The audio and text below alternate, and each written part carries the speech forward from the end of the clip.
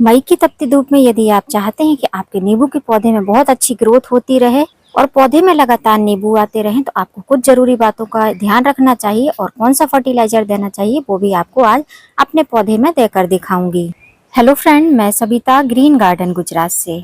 गर्मियों के टाइम में नींबू की सबसे ज्यादा जरूरत होती है और इस टाइम पर नींबू के प्राइस भी काफी ज्यादा हाई हो जाते हैं।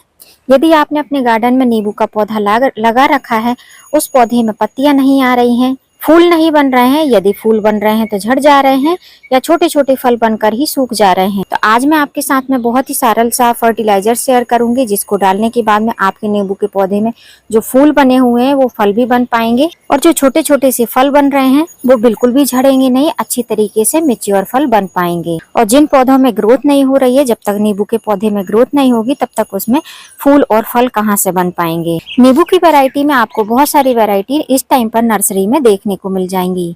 गर्मी और बारिश एक ऐसा टाइम है, इस टाइम पर आप अपने गार्डन में नया नींबू का पौधा ग्रो कर सकते हैं, कोई भी फ्रूटिंग प्लांट ग्रो कर सकते हैं। नींबू की वैरायटी में ये जो आप नींबू देख रहे हैं ये 12 मासी नींबू है, जिसमें पूरे साल ही मेरे गार्डन में नींबू लगते रहते हैं। अब जब हम टेरेस गार्डनिंग करते हैं तो हम पॉट गार्डनिंग करते हैं, मतलब गमले में फूल और फल उगाते हैं। तो ऐसी कंडीशन में जो फ्रूट वाले प्लांट रहते हैं या बड़े बड़े फूलों वाले प्लांट रहते हैं, उनको सीमित जगह मिल पाती है, सीमित मिट्टी मिलती है, जिसके कारण से वो सीमित आपको हार्वेस्टिंग देते हैं या फ्रूट देते हैं। और यही पौधे अगर आप जमीन में लगा देते हैं तो अनलिमिटेड इनमें फ्रूटिंग और फ्लावरिंग होती है। अच्छा हेल्दी सा बड़ा सा पौधा है। ये 13-14 महीने का पौधा है। जब मैं ये पौधा लेकर आई थी तो मैंने आपके साथ में वीडियो में रिपोर्टिंग भी इसकी शेयर की थी। यदि आप अपने गार्डन में फ्रूट प्लांट ऐड करना चाहते हैं तो आपको हमेशा ध्यान रखना है कि जो देसी वैरायटी का फ्रूट प्लांट है वो नहीं लेना है। जो ग्राफ्टेड प्लांट रहते हैं उन्हीं का चुनाव करना रहता है। जो ग्राफ्टेड पौधे रहते हैं या तो उनमें ग्राफ्ट बना रहता है या फिर उनमें टैग लगा रहता है। अब जो ग्राफ्टेड पौधे रहते हैं वो जैसे जैसे मेच्योर होते जाते हैं उनका ग्राफ्टेड पॉइंट विजुअल नहीं हो पाता है। जैसे कि ये मेरा प्लांट है, इसमें यहाँ से ग्राफ्ट हुआ है, इस तरीके से तिरछे आकार में ग्राफ्ट हुआ है, लेकिन अब जो है वो विजुअल नहीं होता है। तो सबसे पहला काम तो आपको यही करना है, अगर आप नर्सरी से पौधा लेना चाहते हैं आपको वो पौधा लेना है जिसमें फ्रूट बने हो, मतलब जिसमें फ्रूट आ रहे हो, जो देखने में दिखते हो कि किस वैरायटी के फ्रूट है, वैसा प्लांट आपको सिलेक्ट करना है। दूसरी बात, यदि आप चाहते हैं कि आपको रिसेंट से ही फ्रूटिंग मिलने लगे तो आपको थोड़ा सा मैच्योर प्लांट लेना है। मैं जब ये पौधा लेकर आई थी 3 या 350 का मुझे मिला था और ये बहुत अच्छी हेल्दी कंडीशन में था और काफी अच्छा हाइटेड भी था और बुशी भी प्लांट था।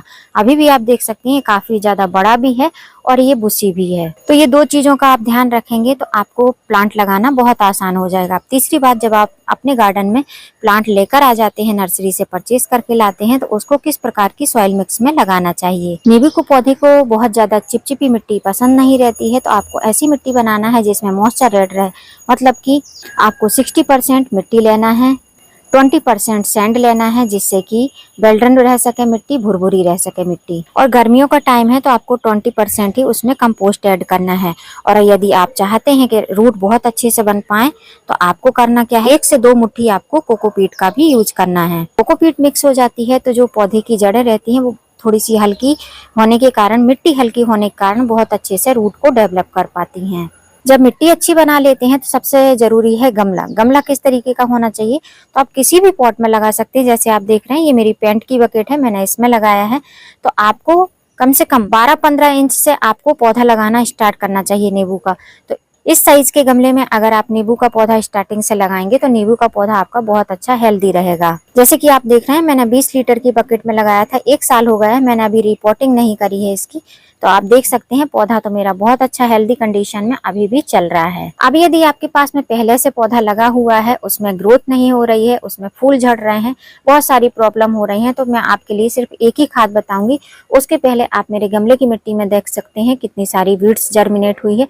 इस बीड्स को मैं क्लीन कर लूंगी, उसके बाद में मैं आपको इसमें फर्टिलाइजर देकर दिखाऊंगी। मैंने जब लास्ट वीडियो डाला था नींबू के पौधे में तभी इसमें फर्टिलाइजर दिया था, तब से मैंने इसमें कोई भी फर्टिलाइजर नहीं दिया है, जिसके कारण से आप देख सकते हैं घास फूस वगैरह काफी अच्छी तरीके से घर बना चुका है। तो इसको हमको जरूर क्लीन करना है। अगर ये हम क्लीन नहीं करेंगे तो जितनी भी खाद देंगे ये पौधे को भरपूर मात्रा में मिल नहीं पाएगी और जितने भी ये जो पोषक तत्व हैं ये सारी घास वगैरह खींच लेगी और ये 4 से 5 दिन में इतनी बड़ी बड़ी हो जाएगी। क्योंकि जो मैं खाद देने वाली हूँ बहुत अच्छे से ग्रीनरी भी ऐड करता है और बहुत अच्छा आपके पौधे पर वर्क करता है। ये आप देख सकते हैं ऑलमोस्ट मैंने क्लीन कर दिया। जो एकदम छोटी छोटी सी घास है उसको मैंने नहीं निकाला है। और यहाँ पर 2 पौधे दिख रहे हैं, ये टोरेनिया के पौधे हैं जिनको मैं अभी नहीं निकालूंगी।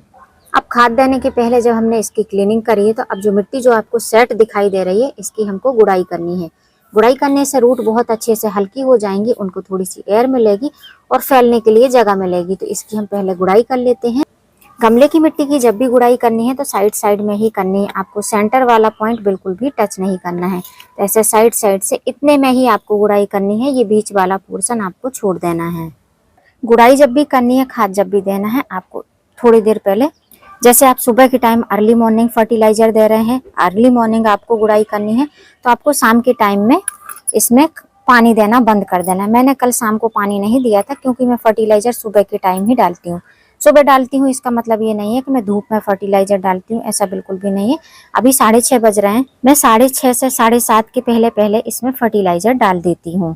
मोस्टली मेरा यही प्रोसेस चलता है। मैं बहुत ही रेयर है कि गर्मियों के टाइम भी शाम के टाइम में फर्टिलाइजर दे पाऊँ।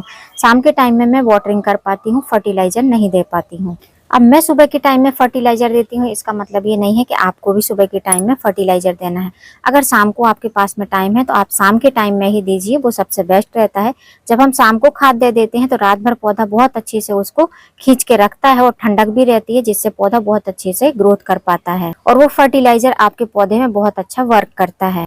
अब मैं सुबह के टाइम में देती हूँ तो मेरे काम थोड़े से बढ़ जाते हैं, जैसे कि धूप आ जाती है, ओपन टेरेस गार्डनिंग करती हूँ तो मैं जिस पौधे में फर्टिलाइजर देती हूँ उनको मुझे शेड प्रोवाइड कराना पड़ता है, उठा के इधर से उधर रखना पड़ता है। अब जो फर्टिलाइजर मैं दे रही हूँ वो एकदम सूखी मिट्टी में नहीं दिया जा सकता है, ये चीज आपको मैं खाद देने के पहले ही बता देती हूँ।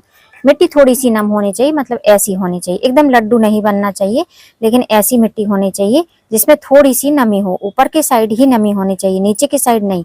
नीचे की साइड तो नमी रहेगी लेकिन ऊपर की साइड भी नमी होनी चाहिए। अब मेरे पौधे में आप देखेंगे नींबू भी बन रहे हैं, छोटे छोटे बड़े बड़े नींबू भी हैं जो हार्वेस्टिंग के लिए अब तैयार ही रहते हैं। तो डेली ही इनमें से हार्वेस्टिंग होती है।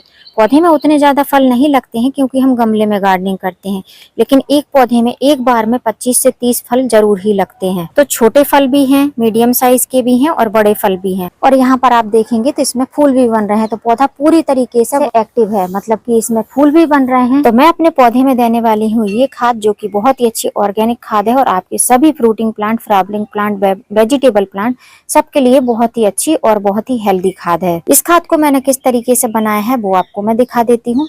ये है वो खाद जिससे मैंने वो लिक्विड खाद बनाई है। ये क्या है? ये है सरसों खली। सरसों खली मोस्टली जो है सर्दी में पौधों में दी जाती है, लेकिन गर्मियों में भी अगर आप मेजर करके देंगे, अगर क्वांटिटी फिक्स करके देंगे तो आपके पौधे को कभी भी नुकसान नहीं होगा, उल्टा आपके पौधे में बहुत अच्छी सी फ्रूटिंग हो पाएगी। अब सरसों खली एक गर्म खाद होती है जो कि सर्दियों में दी जाती है, लेकिन गर्मियों में अगर इसको देना है तो इसकी क्वांटिटी आपको हाफ से भी हाफ कर देनी चाहिए। जैसे आप देख रहे हैं मैंने लगभग हाफ मग के करीब ये खाद बनाकर रखी हुई है। तो ये हाफ मग जो खाद है इसको आप कम से कम 8 से 10 पौधे में आराम से अपने गमलों में दे सकते हैं गर्मियों के टाइम में, या उससे भी पतला बनाएंगे तो और भी ज्यादा बेनिफिट होगा पौधों को। तो इस खाद को बनाने के लिए मैंने कुछ भी नहीं लिया है, नॉर्मल हाफ लीटर के करीब पानी लिया था और जितना बड़ा ये पीस मैं दिखा रही हूँ उतना ही बड़ा पीस मैंने इसमें डाल दिया था पानी में। डालने के बाद में 2 दिन के लिए मैंने इसको एज इट इज ऐसे ही छोड़ दिया है और अभी आप 2 दिन बाद देख सकते हैं तो ये फर्टिलाइजर हमारा बनकर रेडी है। जब ऊपर आपको ऐसा व्हाइट व्हाइट दिखाई देने लगे तो समझ लीजिए कि ये बहुत अच्छी से फर्मेंट हो गई है और इस खाद को आप अपने पौधे में दे सकते हैं। अब मैं इसको आपको स्पून से इस तरीके से करके दिखाऊंगी। नीचे के साइड में देखेंगे तो आपको खली दिखाई देगी और ऊपर के साइड में येलो कलर का लिक्विड दिखाई देगा। और जब ये खाद बनकर तैयार हो जाती है तो इसमें बहुत तेजी से जो है स्मेल आती है। अब इस खाद को देने के लिए मुझे अपने पौधे में देना है, तो जितना मुझे खाद देना है उतना ही मैंने पानी लिया है, इतना ही मुझे इसमें खाद बनाकर लिक्विड फर्टिलाइजर बनाकर देना है। अब इस पानी में हम ये जो खाद है लिक्विड खाद उसको हम इतना ही मिक्स करेंगे कि बस पानी का कलर चेंज हो जाए। तो आप देख सकते हैं बस हमको उतना ही डालना है कि ये पानी का कलर जो है थोड़ा सा लाइट कलर का येलो हो जाएगा। अभी आप देखिए पानी का कलर चेंज हो चुका है। बस आपको गर्मी में सरसों खली अगर यूज करना है तो बस इतना ही खाद देना है कि पानी का कलर थोड़ा सा लाइट हो जाए। अब इस तैयार खाद को आपको कुछ नहीं करना है, गमले की मिट्टी में ऐसे आपको साइड साइड से डाल देना है। जिस तरीके से मैंने डाला है ऐसे आपको डाल देना है और फर्टिलाइजर उतना ही देना है जितना कि मिट्टी में समा जाए। इतना नहीं देना है कि नीचे रूट से निकलने लगे। अब जो मैंने ये तरल खाद बनाई है इसको आप 2 तरीके से दे सकते हैं। आप सॉलिड फॉर्म में भी सूखे तरीके से भी दे सकते हैं पाउडर बना के, और आप चाहें तो जैसे मैंने पानी के साथ में दिया है ऐसे आप देंगे तो पौधों को बहुत जल्दी से मिल पाएगा और पानी की पूर्ति भी हो जाएगी, गमले की मिट्टी में नमी भी बरकरार रहेगी। अब जो मैंने इस नींबू के पौधे में ये खाद दी है तो इस खाद को मैंने सुबह के टाइम ही दे दिया है। अगर आप इसको दोपहर के टाइम देंगे तो आपके सारे ही नींबू के पौधे की पत्तियां पीली होकर झड़ जाएंगी, मतलब सूखने लगेंगी, क्योंकि ये एक गर्म खाद है। तो इसको या तो आपको अर्ली मॉर्निंग देना है या तो आपको शाम को 5 बजे के बाद देना है।